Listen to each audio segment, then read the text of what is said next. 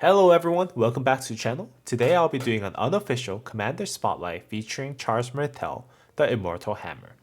And this is a completely new series for this channel. If you like it, I'll go ahead and create more contents like this for all the popular commanders in Rise of Kingdoms, whether they're popular in Pre-KvK, KvK1, KvK2, or Season of Conquest.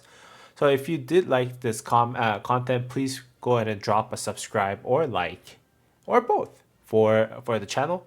And let's just jump right to it. So Charles Martel, let's go over first his skill set. What makes him so great? And you can see that my Charge Martel is actually not expertise because I use him for Commander Swap event that was recently happening for people who are actually in Season of Conquest. Uh, and although he was very useful commander for me in the past, unfortunately in Season of Conquest there are better commanders that I should be focusing on, like Arthur, which is the commander that I swapped him to. And being a cab main, Arthur was very needed for me. So unfortunately, I had to swap him out. But that doesn't mean that he's a bad commander. And let's take a look at his set. So Shield of Francia, the first skill, it does 1200 damage factor once it's max, and it does give you that 30% damage bonus. So that 30% damage bonus is what makes the skill really powerful, because it would really amplify the secondary commander's active skill. So this makes Charles Martel the best primary commander to use right before, let's say, big AoE commanders such as Yi Seong-Gye YSG or Sun Tzu. So first skill is very strong. Shield of Francia, one of the favorite skills I think of all the users of Charles Martel. Let's move on. Heavy infantry. So let's take a look at the expertise version of this skill, because at the end of the day we'll have to move on to expertise skills. But this commander's infantry units gain 20% defense, 20% health, and 20% march speed. So a generic buff, giving you all the stats that infantry needs. Infantry needs more health. Infantry needs more defense at earlier stages. So and they're both generally more valuable than attack. So really good skill. Generic good skills. I think 40% total stats on top of 20% movement speed is probably as good as a buff skill gets during the pre-KvK season. So, overall good skill. Let's move on. Third skill. This is probably the one of the least useful skill for Charles Martel, but given that a lot of people actually use Charles Martel for CD garrisoning, it could be useful, but this is more of a skip skill. So it gives you 10% attack for your watchtower, 10% defense for your watchtower, and then it gives you 10% attack if you're garrisoning your city. So this is not garrisoning your flags by all means. This is just city. So it can be most cases people will skip the skills. Fourth skill, Martel's counterattack. This is one of the signature skills of Charles Martel, along with the first skill. This commander's troop deals 10% more counterattack damage, and that goes up to 30%. So this skill is going to be very useful for people who are actually garrisoning, because it will deal a lot more damage to people who are swarming your flag or whatever it is that you're defending. So that does punish a lot of swarmers, and on top of that, it does really well towards people who are attacking you in the field as well. So generically, this is really good skill. One of the iconic skills of Charles Martel that can be actually used in let's say heroic anthems skill, which I think right now I'm in Heroic Anthem, the new remastered version of it, and Charles Martel's skill set is used for bastions are actually is this skill. So a lot of people who are using infantry mains who are trying to punish the swarmers and whatnot use this skill for their rallies and garrisons. So overall, very strong set, especially for a gold key commander. None of it except for the third skill is actually disposable. So a lot of people use Charles Martel as 5511 or 5515. If you have enough sculptures, you can expertise him for that 20% extra movement speed as well as 5% health and defense for maximum trading, but most people can just use him as 5515 or 5511 to get like most value out of him. So that's basically the skill set of Charge Martel. Let's look at how you can get Charge Martel. Charge Martel can be acquirable through gold chest rewards.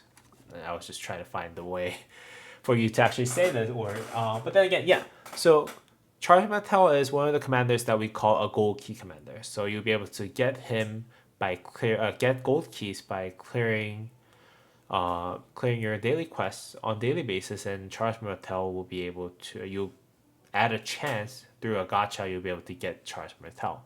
And on top of that, the reason why Charge Martel is one of the most swapped commanders in the game is because Charge Martel is one of the few commanders that is also first 3 Mighty's Governor commander. So Mighty's Governor is one of the events that are held by server to server basis. And based on your week's activity, whether that is powering up or training troops, gathering resources, killing barbs, and eliminating enemies, you'll be ranked among your peers within your server. And then if you rank really high, you'll get the sculptures of Charge Martel for free. And this gives you a lot more accessibility for Charge Martel than any other commander in the game, because he is going to be the first 3 Mighty's Governor commander for any server that you actually get started with. So with that said, Charge Martel is one of the most accessible commander in the game, with the exception of Minamoto, which you can actually just get from paying for the bundle for Minamoto. So those are the main ways that you can actually get Charge Martel. Most of the time, I think a lot of people are actually able to get Charge Martel from other means like the events and so forth, just because you have him already like 5-1-1-1. You have more sculptures of him. I think I don't have the statistics, but most people actually swap Charge Martel for a commander swap event, for those of you who are in Season of Conquest. But that's what Charge Martel.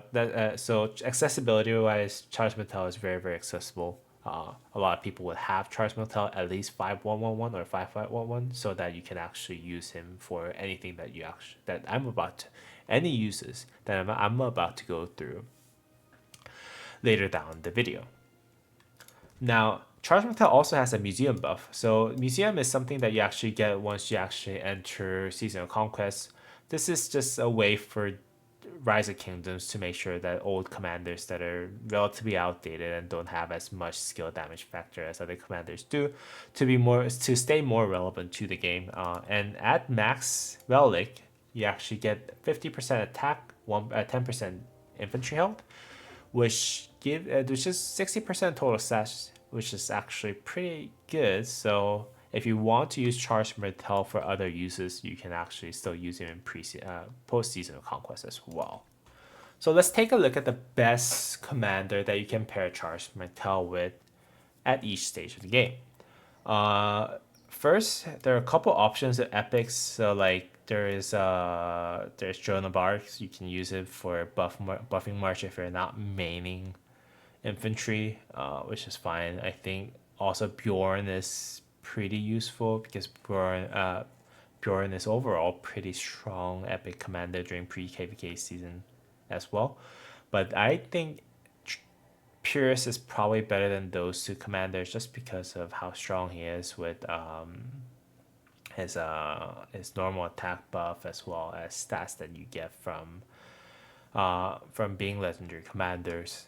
But because of Charge Martel and his active skills damage buff, I think Ethelflaed is probably a better commander to use before Pyrrhus, because Ethelflaed has a big half circle AoE that does 800 damage factor, as well as I think total of 90% damage stats reduction. So a big debuffer, does 800 damage factor, and that 800 damage factor does not get reduced by number of targets that you hit. Those are for for AoE damage, those are very rare traits for them to have.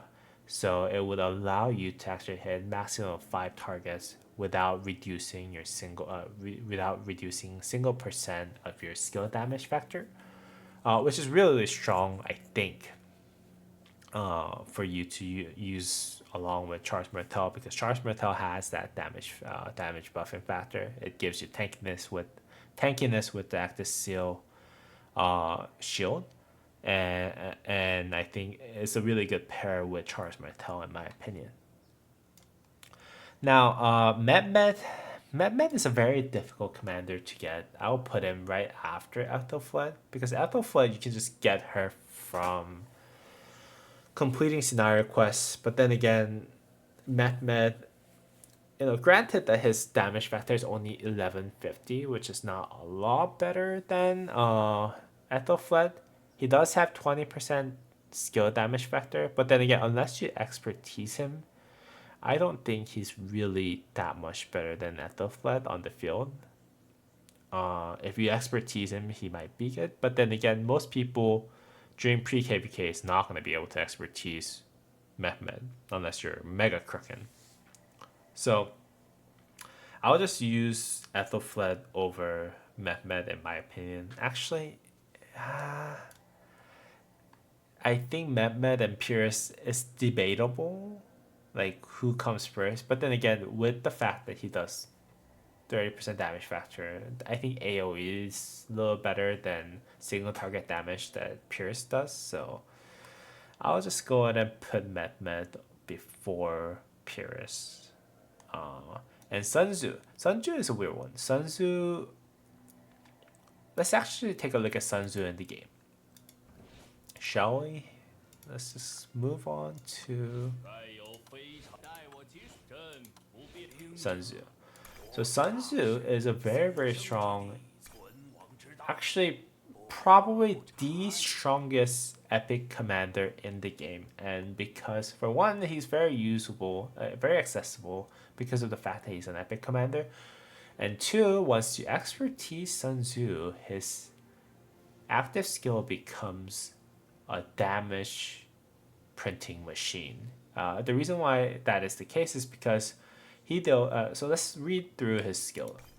So once expertise, he deals direct damage to up to 5 enemy troops in a fan. So it is an AoE damage of 5 target in a fan. Granted that he does not have damage reduction factor like Mehmet does, even though he's doing AoE 5 target AoE. So if you're fighting in a murder ball in pre-KvK, pre-KvK, you'll be able to do 800 damage factor to 5 different targets. And on top of that, if you actually read the next line, after 1 second, troops hit by this skill takes additional damage of 200. So this is 1,000 damage factor AoE for 5 targets without reducing the damage by based on number of targets that you're hitting. So this is a better skill than Ethelfled's skill already, even though Ethelfled's skill does half circle AoE. But let's read more. It's not done there. So for every enemy troop hit by the skill, this commander's troop gain 50 rage. So if you actually hit 5 targets, you're gonna get back 250 rage. Although there is a limit cap for amount of rage that you can generate per turn, you're gonna be able to get, let's say, like 200 additional rage from just hitting 4 targets or more. So this will help you get through the skill cycle faster for Charge Martel and Sun Tzu combined, and this actually does give you a lot more benefit than, let's say, having 20% skill damage buff. And that's from one skill that he has. He also takes 10% less damage from this skill right here, as well as giving you 10% health, which is what infantry needs the most. And on top of that, it does have 20% skill damage. So 20% skill damage addition, so that makes it just from napkin math, 1200 damage factor. And then that has to be multiplied by 30% at the 1.3. for having him behind Charge Martel. So 1200 damage factor, 360 additional, so 1560 minimum if you're hitting one target, and that gets multiplied by 5. So a ton of damage potential that this commander has if it's fighting in the open field.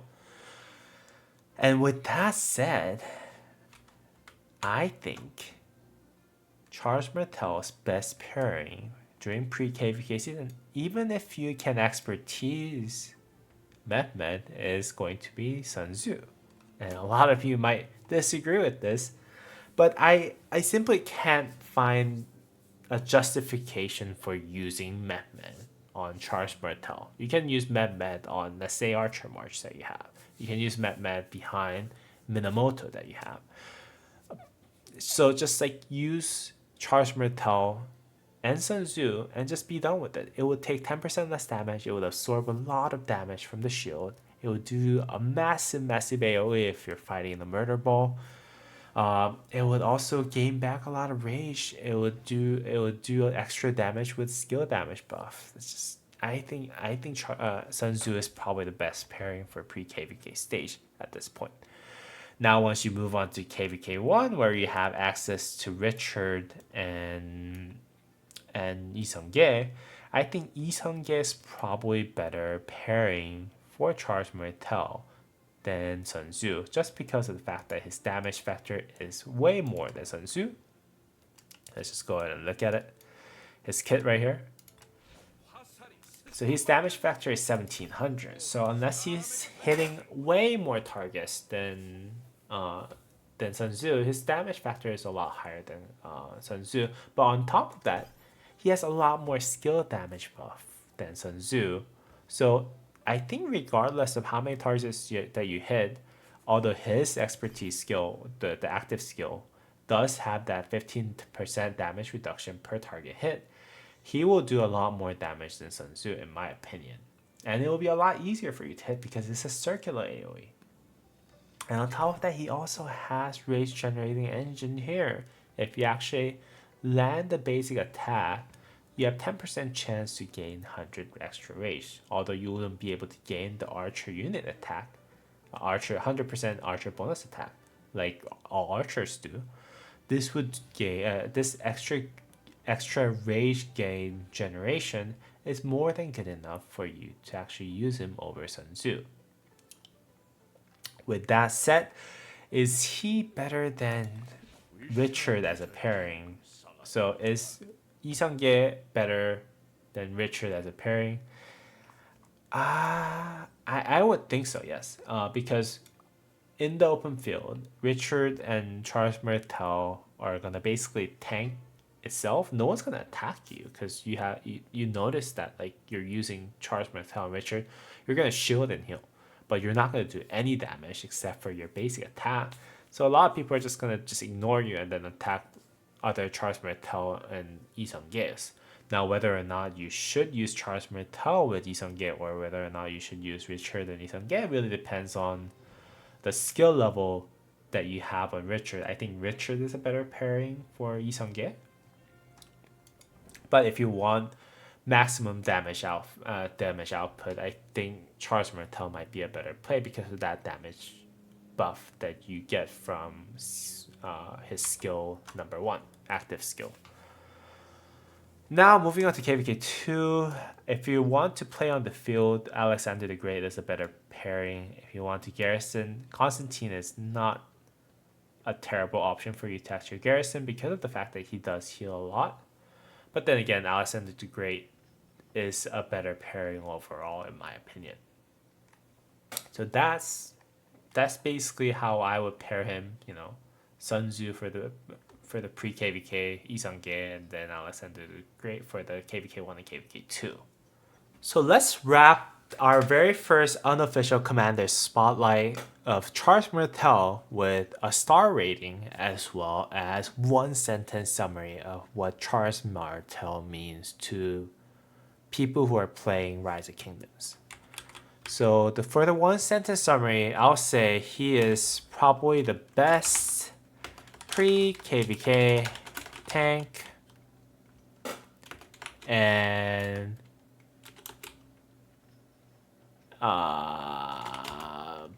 best, and he's also the best pre-KvK to KvK to Garrison lead. And I'll put it in parentheses that he's also the best commander swap commander in the game. Again, he's probably one of the most accessible commanders in the game with the exception of Minamoto, but you cannot actually commander swap with Minamoto, I believe.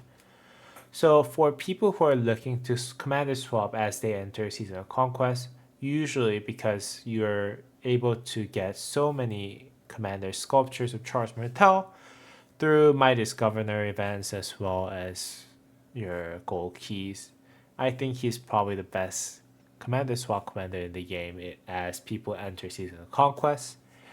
And he's the best pre-KvK tank.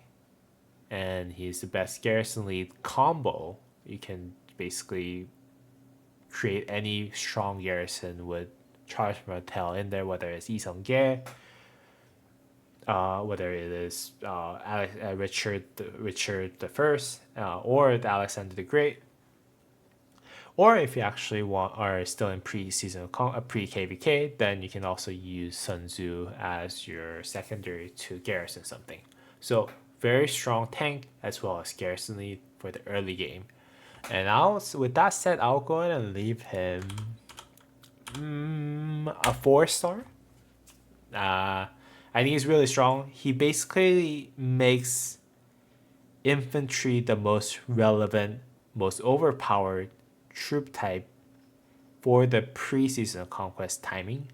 And although he's not really usable in Season of Conquest, I think he deserves a 4-star. He's not as strong, let's say Yi Seong-ge on KvK 1 and KvK 2. He's not as versatile per se because he's not a damage dealing commander, but he's still, I think, one of the best commanders for you to use before Season of Conquest, and hence I gave him a 4-star. So that's it. That's the wrap for this video. I hope you liked it. If you did, please drop a thumbs up and subscribe to the channel because I'll be posting more videos like this in the future. And as always, I'll see you on the next video. Take care, everyone.